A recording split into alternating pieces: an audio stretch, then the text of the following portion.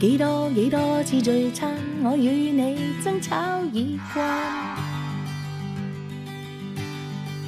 火花點起太礙眼，你責怪我不轉彎。雙方望着，但事實也口硬，而怒氣似未散。不過學習性無用愛沖淡，情深不減。彼此相處鬥氣，也許少不免。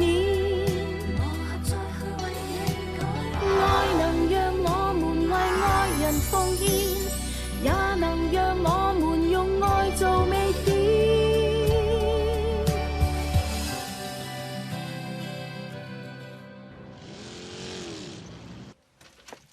咦，老公啊，这么早回来啦？没做饭吗？今天玛丽做饭。还热着呢。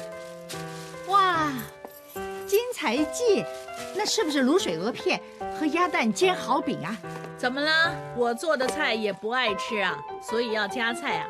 我去那店试菜，顺便而已。顺便。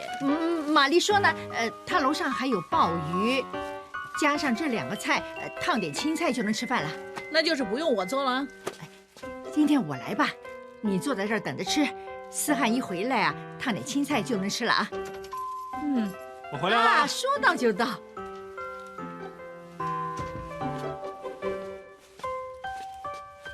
Sam，小姨。哎呀，什么呀？哎呀，原来放在这儿了，找了半天都找不到。叫你不要乱放了。你看，框也歪了，镜片也花了。啊，那还能戴啊？戴坏眼睛了，换一副新的了。前阵子我花了几百块配了一副新的，但是夹得我的耳朵很疼啊，戴久了还头晕呢。还是四眼老伯那副眼镜戴得我最舒服了，但是四眼老伯的小摊现在不知道搬到哪儿去了。我敢打赌，你只找过他一次，看他没摆摊就没再去过。带的那个人说 OK， 为什么还要人家去配？他什么都说 OK 了。每个人都有自己的选择，为什么你不能尊重一下别人呢？就是啊，好了，你们别吵了。你爸爸说的对，他是有道理的。啊，现在明明是爸爸蛮横专制，你还帮他，那他不是越来越过分？哎，好了，你们不要为了我的老花镜吵了啊！我明天呢就去配一副新的，是我自己决定的。你真没用啊你 ，Sam， 我想吃西餐，上去煎牛排。好。喂，你们不吃饭了啊？老公啊，那么多菜怎么办？一会儿拿上去吧。上去吃？那你吃什么呀？家里有面吗？饿不死我。你为了我跟他们搞对抗，那以后你怎么做和事佬啊？快去吧，快去吧。哦。唉。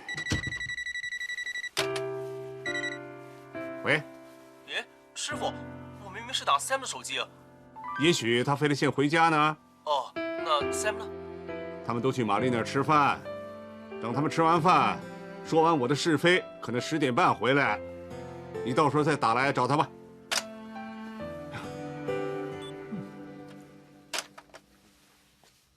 还有没有？有啊，还有咖喱味。咦，你不是约了 Sam 吃饭吗？他们吃完了。吃完了没有就不知道，不过听师傅的语气呢，就肯定是在开火。哼，看来这场仗还要打几天。本来想师傅拿奖，跟他开开心心吃顿饭庆祝的，哪知道弄成这样。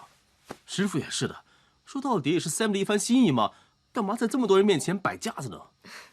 你觉得大哥中是摆架子吗？那天晚上你也在的 ，Sam 做的那3道菜呢，他只吃了一点葱和吃了一口节瓜而已。那是因为 Sam 的菜有问题。不是吧？那你说他做的很好呢，就不敢说了。不过吃起来还真不错。唉，可惜大哥中不能吃。为什么？那就由苏炸玉球开始说吧。你还记不记得我们做完电玩展之后，大哥中请我们去大排档吃饭？钟爷，里边的客人买单了，很快有位的，要不要先下单？让年轻人点菜吧。美女，今天的芋头很好，有反沙芋，要不要留一份呢？不用了，我吃芋头敏感。吃完会出事。我倒是真的没听见。你顾着看女生吧。哪儿的事啊？喂，先别说那些了。那你说吃芋头敏感，那么姜葱炒蟹呢？我肯定师傅对海鲜没有敏感。那你记不记得2个月前你跟大跟钟在咖啡靠那儿谈国画大师那篇稿？拍桌子那件事吗？当然记得了。你太贪心了，每样都想写，东一笔西一笔，写的这篇稿没有重心。吃完再说吧。说了这么久，他只会低着头，也不知道他明不明白。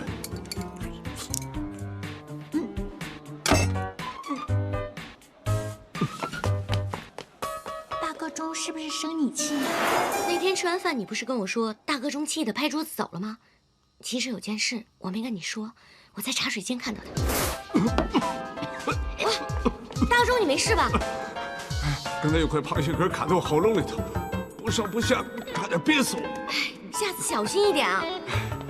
我一直都不会吃螃蟹，以后可免则免，不会再吃。我想大个钟准是有心理阴影，所以那天的螃蟹就只吃松了。哦，原来是这样。哎，你怎么会记得这么清楚啊？我们是做哪行的？当然要眼观六路，耳听八方了。哎，你好像在影射我是吧？摆明了。哇，好饼，好。喂，吃啊！不吃了。刚在小姨那儿吃完牛排，她还比我吃了2只鲍鱼。这个鼻子很难听啊。每一只鲍鱼也有手掌那么大，吃1只已经饱了。我知道，我昨天去拿红酒，我看见他做了，他故意不拿下来给我们吃，就是不想喧宾夺主。我知道他支持我，但是可惜，最后这顿饭也没吃好。那大哥这次也是太过分了。栋哥，喂，自己来。我也不想那么想他，但是很明显他一开始就有偏见。不管我怎么努力，他也觉得我不行。你做了菜是也不是，是很生气。其实呢，你们有没有想过，是我们错怪了师傅？晶晶告诉我，原来师傅吃芋头会敏感的，一吃就会发得像猪头一样。晶晶还说啊，他说我不知道也就算了，但是连他儿子都不知道，就奇怪了。那就算菜不能吃，也可以说啊，大不了再做其他菜啊。他不吭声，让大家都误会他。你可以不知道你爸爸胃口，但是你不可能不清楚他的脾气。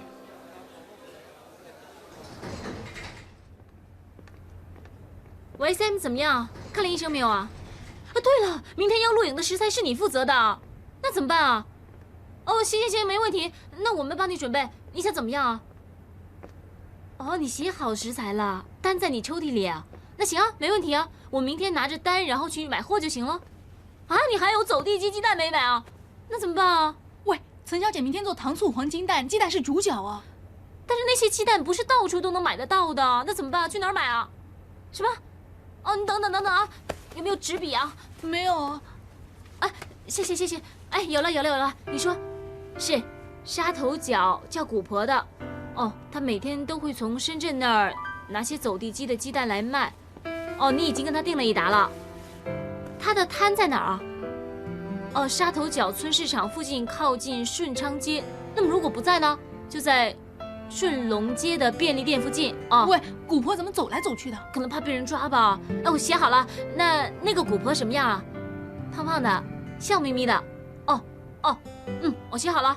那我明天去沙头角帮你拿啊。你不舒服就好好休息一下吧。不用客气。好，拜拜。不好意思，钟先生，谢谢你啊。不要紧，谢谢啊。不用客气。思翰今天不是很精神，现在真的病了吗？好像是发烧，他看了医生，医生叫他休息一下。喂，但是那些事是 Sam 负责的，他明天不来，我们怎么办？别着急，那我们现在呢就去把那张单找出来，然后呢，你明天负责准备食材，我呢就去沙头角买鸡蛋。喂，明天下午录影了，你肯定能找到古婆吗？哎呀，我不记得跟 Sam 说，他那张食材单放在哪个抽屉里啊？喝点粥好点。大哥，谢谢森姨。温温的可以吃了啊。这么大。哦，我怕咸，所以少放了点盐。你没放干贝提味吗？啊，我现在马上放啊。现在放有什么用啊？哎呀，三妈，不要急，先吃一点，我一会儿呢给你熬鱼片粥喝。怎么样，还很难受啊？哎呀，不行，再帮你量量体温。哎呀，糟了，怎么不退烧呢？还这么高烧啊？死不了吧？多少度？101度啊！低烧而已。就是不高不低才难受啊。三妈，我送你去医院好不好？他也看了医生，吃了药了。吃了药有什么用？他不退烧啊！医生也有好和不好的嘛。哎呀，不行，一会儿脑炎。咱们来去医院。来，他是成年人了，你别把他当小孩子。我头疼。你头疼啊？嗯。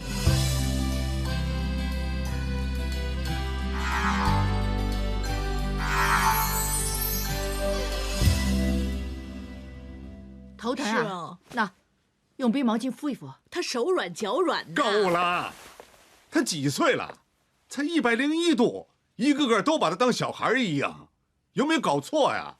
都怪我不好，那天他说吃饱了喉咙疼，我还拉他去吃好饼。不舒服就要借口，这么大的人不会自己照顾自己，不值得可怜。喂，现在是你儿子病了，你不但不关心他，你还骂他，你是什么人呐？这全都是他自找的，还连累这么多人。哼，对不起啊，我不觉得照顾我外甥是连累我。我不是说你们，我是说他的同事啊。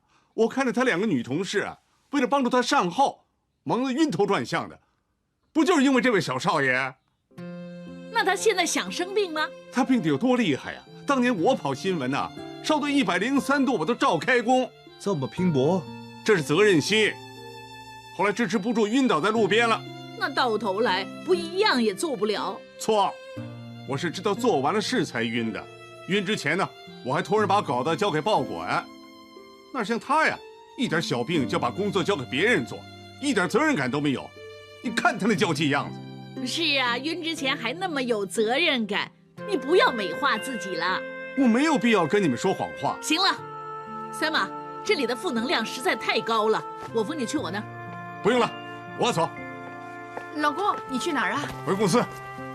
哎，其实呢，我的病也不是很严重，把工作推给晶晶他们做，真的不太好啊。是啊，烧到103度还可以做事，你听他胡说呢。其实我老公说错了。你都说他错了。不是啊，他不是烧到103度，是烧到104度。你知道？在他晕倒之前啊，他托了个途人把稿子送到报馆去，那个途人就是我。啊？我就是那个时候认识我老公的。今天晚上呢，在这儿睡，省得在楼下看人脸色。来，不舒服多喝点水。谢谢小姨。不用。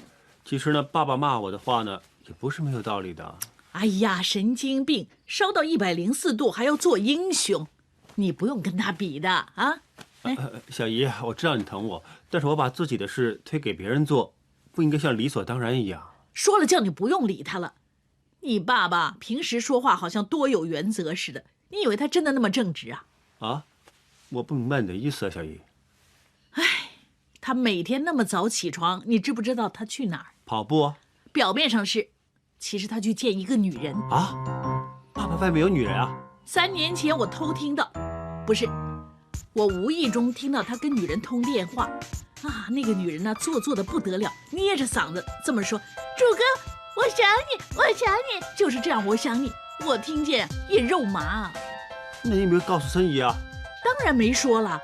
虽然我这个人呢口不择言，但是这种事呢我很有分寸的。而且你那个孙姨啊那么愚蠢，到时候去问你爸爸2句啊就让人耍走了，我岂不是变小人？别烦。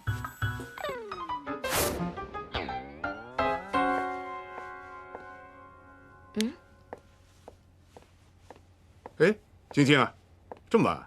哦，家里电脑坏了，田凯在帮我修理。还好公司电脑有我那篇主笔的画的备份，所以只好回来做了。你刚才不是说回家吗？没吃饭？我不饿。看什么呢？哦，你不是以为我们这些老人就会坐在沙发上看电视吧？不是，我只是奇怪这集教古老肉的，你应该看过了。那天去天水围吃饭，你说要早走，赶着回去看的那集，不就是这集？你记性不错。哦，你根本就没回去看。其实这些妇女节目啊，比较适合主妇看，我不是很喜欢。还是不喜欢一家人一起看啊？你说回家是借口，你根本就是故意早走。其实我们老人呢，是想早点走，你们年轻人不是玩得更开心？你明明是在做好事嘛，为什么还要找借口？有必要说的那么明白吗？自己知道自己在做什么就够了。那会让人误会的。误会是因为有的人不理解，到他明白的时候自然会明白的，没到时候又何必解释呢？什么都是要讲时候的。我觉得现在呢，就是时候来一杯饭后咖啡，你要不要？不用了，我也走了。啊，对了，你那篇讲体罚的稿子我看过了，你看看是不是要重新考虑一下，稍微改一改？哦，你说那篇体罚不合时宜？不是有什么问题吧？是角度的问题。你赞成体罚？我不是这个意思，只不过我想你从不同的角度再深入探讨一下。我不是很明白。我小的时候呢，很怕水的，但是我爸爸认为啊，游泳是求生技能，一定要会，所以逼我去学游泳。但是我小时候真的很笨，怎么学都学不会。那么终于有一次呢，我爸爸带我去沙滩，背着我游到浮台，结果呢，在浮台上一把把我推下去了。哇，我喝了很多海水啊，吓得我只会用手跑啊跑啊跑啊，哎，跑着跑着，我竟然学会游泳了。但是他这么做随时会淹死你的。所以他就被那些救生员围着骂了，足足骂了2个钟头啊！别怪我这么说，但是伯父这么做太鲁莽。但是他这个方法真的帮我克服了阴影，学会了游泳啊！是有机会克服，但是同时也有机会制造另外一个阴影。同意，但是我相信每个当父亲的都知道自己的儿子有多少本事，可以承受多大的压力。好了，我走了。大哥钟啊，再问你一个问题。什么问题？你是不是真认同伯父这种教子方法？认同。虽然为了这件事我没理他1年，但是我知道我爸爸不会介意的，因为他自己知道在做什么就够了。你也别太晚啊，拜拜。拜拜。名作家马德琳·英格说过，还是孩子的时候，我们以为等长大了就不会再受伤，但是成长就要接受伤害，活着就会受伤。也许这个真是一个残酷的事实。有些父母会选择任由子女感染公主病、王子病，也不肯放弃对子女最全方位的保护。只有少部分父母才明白挫折是成长的养分，纵使万个不情愿，也逼自己扮演狮子王的角色。看着自己的孩子跌倒不伸手，受苦也不去呵护，这就是为了让他们可以从挫败中学习。在狮子的世界，狮子王要训练自己的接班，就要做一个残忍、没有同情心、冷漠无情的强者，才可以让在成长中的下一代以打败自己、成为另一个强者为目标。所以要与孤独共处，忍受被误会的痛苦。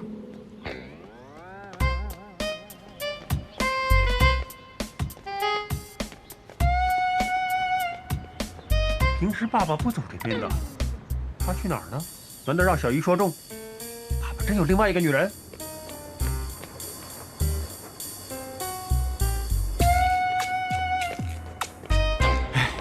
终于找到你了，四眼老伯。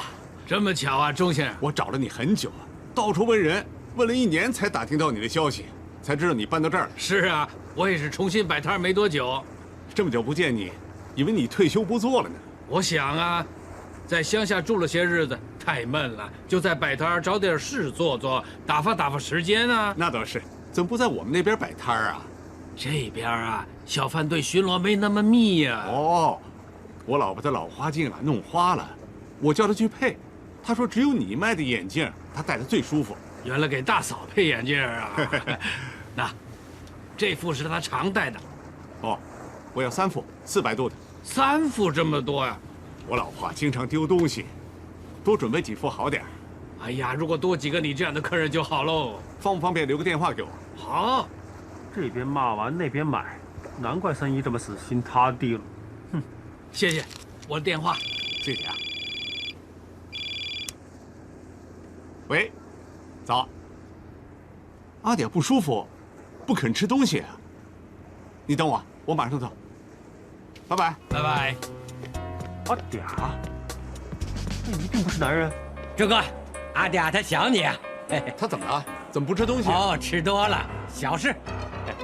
朱哥，我养你，我养你，我养你。这东西，说你病了，原来骗我来看你。一起吃，一起吃，一起吃。哎，我今天没喂他，饿他一顿。那是你这个老爸叫我饿你的，不关我事啊。今天帮老婆买东西迟到了，要早点走啊。哎，明白了。阿嗲，明天再来看你啊。我养你，我养你。我也很想你啊。拜拜。好，拜拜。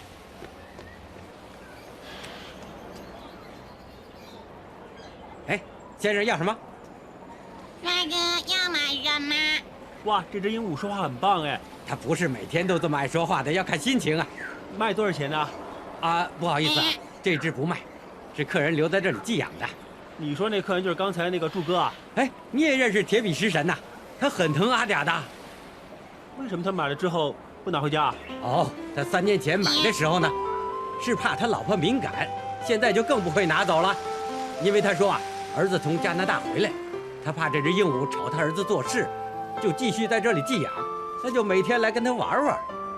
不过也没办法了，顺着哥情失嫂意，怎么说也是家里人重要嘛。嘿嘿嘿。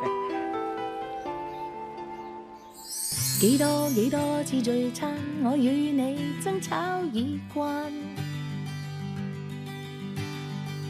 火花點起太礙眼，你責怪我不轉彎，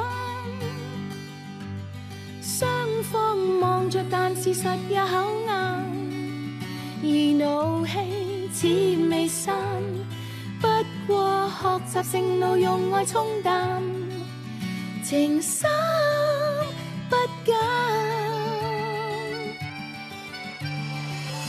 彼此相處鬥氣也許少不免，還是愛你像昨天，怎麼相處也要靠雙方改變，磨合再去為你改變，愛能讓我們為愛人奉獻。